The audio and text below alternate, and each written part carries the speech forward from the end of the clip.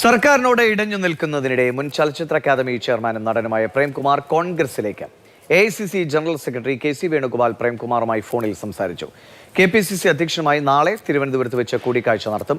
അതേസമയം കോൺഗ്രസ് പ്രവേശനം സംബന്ധിച്ച് ഇപ്പോൾ പറയാനാകില്ല എന്നാണ് പ്രേംകുമാറിന്റെ വിശദീകരണം.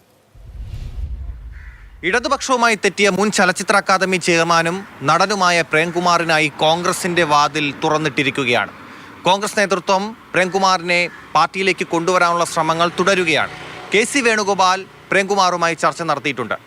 ആദ്യം KC വേണുഗോപാൽ തന്നോട് സംസാരിച്ചിട്ടില്ല എന്ന് പറഞ്ഞ പ്രേംകുമാർ പിന്നീട് സൗഹൃദ സംഭാഷണം നടത്തിയെന്ന് തിരുത്തി പറഞ്ഞു. അല്ല, KC ഒക്കെ നമ്മൾ ഇടയ്ക്കിടയ്ക്കൊക്കെ എപ്പോഴുമൊക്കെ ഞങ്ങൾ യാത്രകളിലൊക്കെ കാണാറുണ്ട്, സംസാരിക്കാറുണ്ട്. നല്ല സൗഹൃദമാണ്. അവർ എല്ലാ നേതാക്കളുമായിട്ടും എല്ലാം നല്ല സൗഹൃദമാണ്.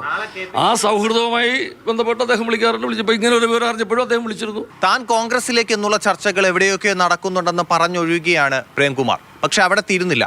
KPCC പ്രസിഡന്റ് നാളെ തിരുവനന്തപുരത്തുണ്ട്. സണ്ണി ജോസഫുമായി നാളെ പ്രേംകുമാർ ചർച്ച നടത്തിയേക്കും. ഇടതുപക്ഷത്തെ രൂക്ഷമായി വിമർശിക്കുമ്പോഴും പഴയ കോൺഗ്രസ് ബന്ധം പറയുകയാണ് പ്രേംകുമാർ. ഞാനൊരു കോൺഗ്രസ് കുടുംബത്തിലെ അംഗമായിരുന്നു എന്നുള്ള സത്യമാണ്. എൻ്റെ അച്ഛൻ അദ്ദേഹം ഇലക്ട്രിസിറ്റി ബോർഡിൽ ഉദ്യോഗസ്ഥനായിരുന്നു.